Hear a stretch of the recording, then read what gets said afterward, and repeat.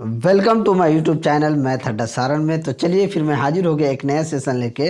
Railway का सामान्य विज्ञान का एस के झा सर का जो वो वॉल्यूम 2 आया है, इसका हम प्रैक्टिस सेट 12 करने वाले हैं। अगर आपने अभी तक 11 तक प्रैक्टिस सेट नहीं देखा है तो एस के झा साइंस वॉल्यूम 2 के नाम से प्लेलिस्ट बना हुआ है, आप वहाँ से जाके देख सकते हैं।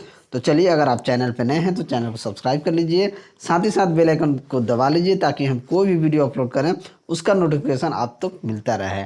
ठीक है, और वीडियो आपको अच्छा लगे तो लाइक ज़रूर करें, और आप टेलीग्राम चैनल से ज़रूर जुड़ जाइए, लिंक आपको डिस्क्रिप्शन में मिल जाएगा।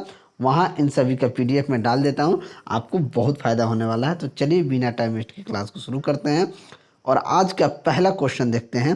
पहला क्वेश्चन है कि 100 डिग्री सेल्सियस पर वाष्प पानी की तुलना में ज़्यादा तीव्र ज्वलनशील होता है, क्यों? तो 100 डिग्री सेल्सियस पर वाष्प जो होता है पानी की तुलना में ज़्यादा तीव्र ज्वलनशील होता है, क्योंकि वाष्प अधिकतम ऊष्मा प्रस्तुत करता है। क्या करता है? वाष्प अधिक ऊष्मा प्रस्तुत करता है। इसके लिए ये होता है, वाष्प अधिक ऊष्मा प्रस्तुत कर सकता है, इसलिए क्या होता है जो होता है। तो ऑप्शन सी क्या हो जाएगा? आपका सही आंसर हो जाएगा। देखिए, ताप को स्थिर रखते हुए अवस्था परिवर्तन के लिए दी गई ऊष्मा गुप्त ऊष्मा कहलाती है। ठीक है, और गुप्त ऊष्मा बराबर क्या होता है? Q बराबर L ml क्या होता है, जहाँ L बराबर होता है गुप्त ऊष्मा। ठीक है, M द्रव्यमान की वस्तु की अवस्था होता है और Q क्या होता है? Q ऊष्मा होता है। तो Q बराबर ml एक इक्वेशन भी यहाँ से क्रिएट होता है। चलिए अगला क्वेश्चन देखते हैं। ध्वनि की आवृत्ति n तरंग दैर्ध्य लेमडा और चाल v के बीच क्या संबंध होता है? तो सभी लोग जानते हैं v बराबर n लेमडा होता है। अगर आपसे v पूछे तो लेमडा बाई टिप कर दीजिएगा, n पूछे तो आप v बटा लेमडा कर दीजिएगा। तो इसके बीच में क्या संबंध होता है? तो ये संबंध होता है v बराबर n लेमडा। तो ऑप्शन सी क्या हो जाएगा? आपका सही आंसर हो जाएगा। अगला क्वेश्चन है कि निम्नलिखित में से कौन सा एक उभयधर्मी ऑक्साइड है? तो उभयधर्मी ऑक्साइड कौन सा होता है? CO2, AlO2O3, SO2, Cu। तो Al2O3 जो होता है, Al2O3 ये एक उभयधर्मी ऑक्साइड होता है। और उभयधर्मी ऑक्साइड किसको कहते हैं? जो धातु ऑक्साइड अम्ल और क्षार दोनों से, मैंने जो धातु ऑक्साइड अम्ल और क्षार दोनों से अभिक्रिया करके लवण तथा जल बनाता है, उसे ही हम उभयधर्मी ऑक्साइड कहते हैं। जैसे Al2O3 प्लस 6HCl की बात की जाए तो ये क्षारीय व्यवहार करके क्या हो जाएगा?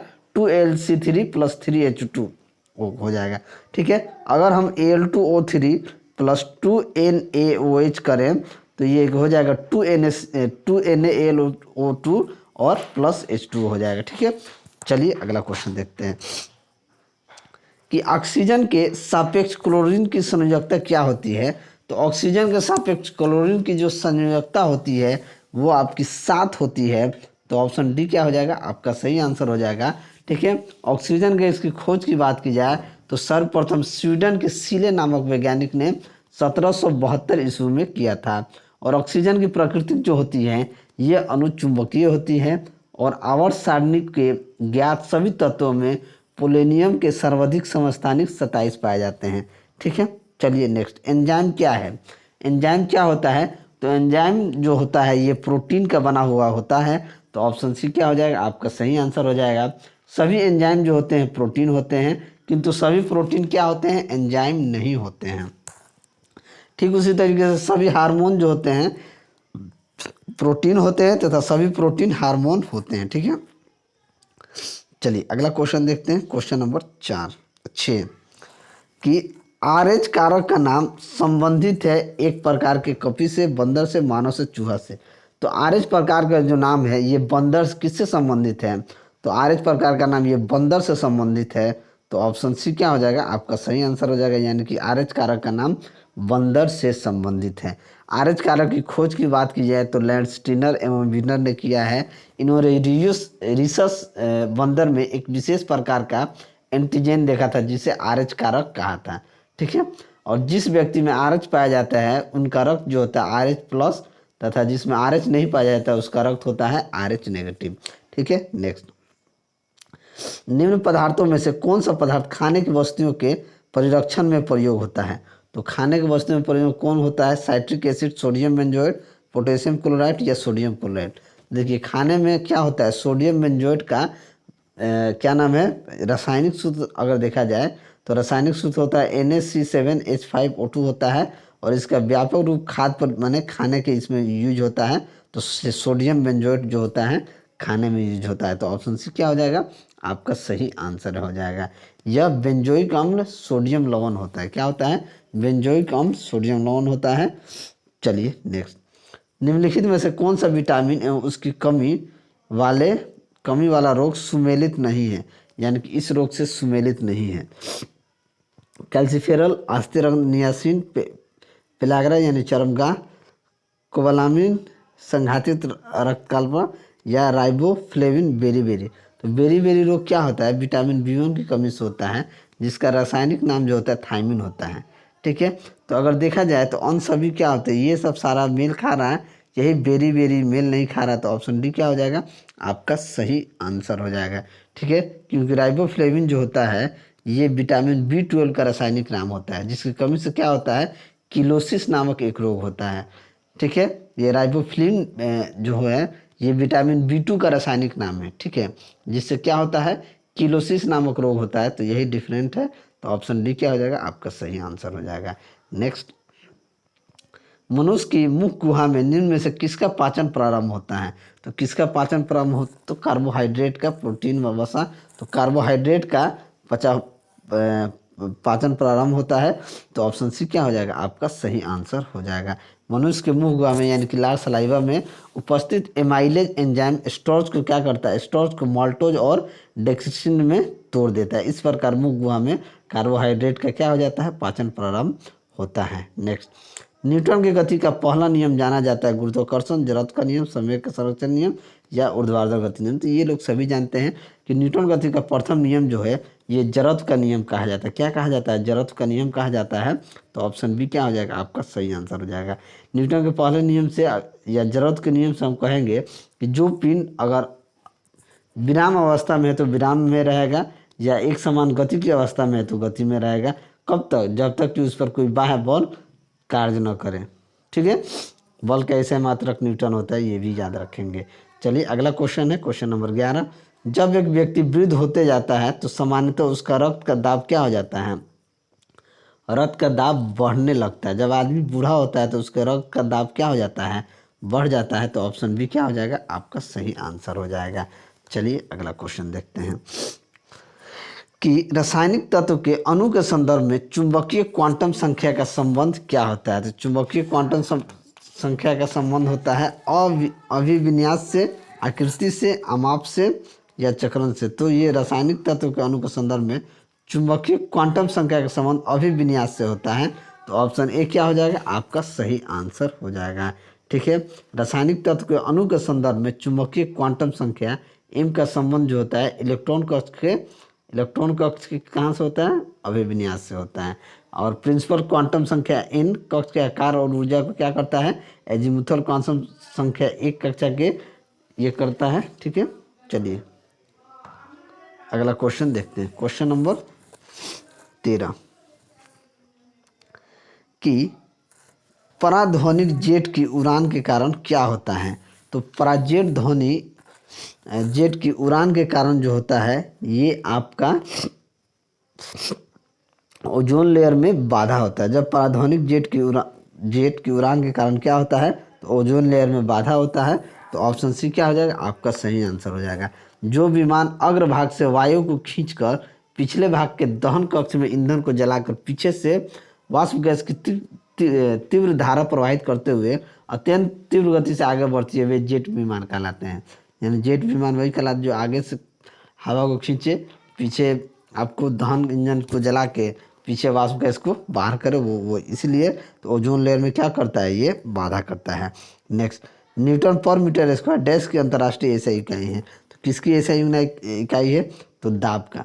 क्या होता है, दाब बराबर फोर्स बट्टा एरिया, यानी पृष्ठ के लंबवत बल बट्टा यानी कि प्रेशर जो होता है फोर्स बट्टा एरिया होता है। तो ये क्या हो जाएगा, दाब। तो ऑप्शन डी आपका सही आंसर हो जाएगा।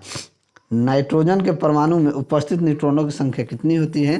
तो नाइट्रोजन के परमाणु में उपस्थित न्यूट्रॉनों की संख्या की बात की जाए तो ये आपका देखिए, अगर नाइट्रोजन की बात की जाए तो ये आपका 714। ठीक है, तो यहाँ से अगर हमसे पूछा गया न्यूट्रॉनों की संख्या, तो 14 माइनस 7, 7 तो ऐसे हो जाएगा, तो ऑप्शन सी क्या हो जाएगा आपका सही आंसर हो जाएगा। क्योंकि परमाणु संख्या कहिए, प्रोटॉन कहिए या इलेक्ट्रॉन कहिए, इन सभी की संख्या 7 है। तो ए बराबर पी प्लस एन या ए बराबर जेड प्लस एन से हम क्या करते हैं 14 माइनस 7, 7 कर लेंगे तो 7 होगा। शरीर में लगी चोट की मरम्मत के लिए किस प्रकार के सेल विभाजन का प्रयोग किया जाता है? तो ये केवल समसूत्री विभाजन का प्रयोग किया जाता है। तो ऑप्शन ए क्या हो जाएगा आपका सही आंसर हो जाएगा। समसूत्री विभाजन को परोक्ष कोशिका विभाजन भी कहते हैं। ठीक है, चलिए अगला क्वेश्चन है कि 15 किलोग्राम द्रव्यमान की एक वस्तु 8 मीटर पर सेकेंड के एक समान वेग से गति करे तो उस वस्तु की गतिज ऊर्जा क्या हो जाएगी? काइनेटिक एनर्जी बराबर होता है हाफ mv²।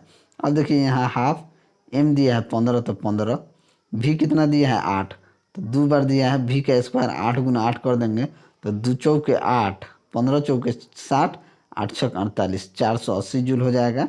तो ऑप्शन ए क्या हो जाएगा आपका सही आंसर हो जाएगा। नेक्स्ट, कणों की अधिकतम गतिज ऊर्जा डैश में होती है। कणों की अधिकतम गतिज ऊर्जा की बात की जाए तो ये कहाँ होती है? गैस में होती है। तो ऑप्शन ए क्या हो जाएगा आपका सही आंसर हो जाएगा। चलिए अगला क्वेश्चन देखते हैं कि डैश हमारे शरीर की कोशिकाओं में उपस्थित ऑक्सीजन के साथ संयोजित होकर ऊर्जा प्रदान करता है।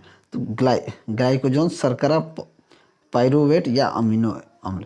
देखिए शर्करा जो होता है वो हमारे शरीर की कोशिकाओं में उपस्थित ऑक्सीजन के साथ संयोजित होकर क्या करता है? ऊर्जा प्रदान करता है। तो हमारा आंसर क्या हो जाएगा? शर्करा, यानी कि ऑप्शन बी हमारा सही आंसर हो जाएगा। यह फलों, अंगूर, ईख आदि में भी पाया जाता है और ग्लूकोज, फ्रुक्टोज तथा गैलेक्टोज तीनों मोनोसेक्राइड होते हैं। ठीक है, नेक्स्ट का होता है निम्नलिखित में से किस ऊतक में कठोर कोशिका भित्ति पाई जाती है? तो कठोर कोशिका भित्ति जो है ये आपका स्क्लेरेन काइमा में पाया जाता है। तो ऑप्शन सी क्या हो जाएगा आपका सही आंसर हो जाएगा। चलिए अगला क्वेश्चन देखते हैं कि निम्न में से विषम का पहचान करें, विषम कौन सा है? ठीक है, तो विषम की बात की जाए तो देखिए NaOH, COOH2, NH4OH, ZnOH2। ठीक है, तो देखिए अगर हम देखें कि ZnOH ट्वाइस जो है ये उभयधर्मी है। क्या है? ये तो उभयधर्मी है। और ये जितना भी दिख रहा है ये सब क्या है?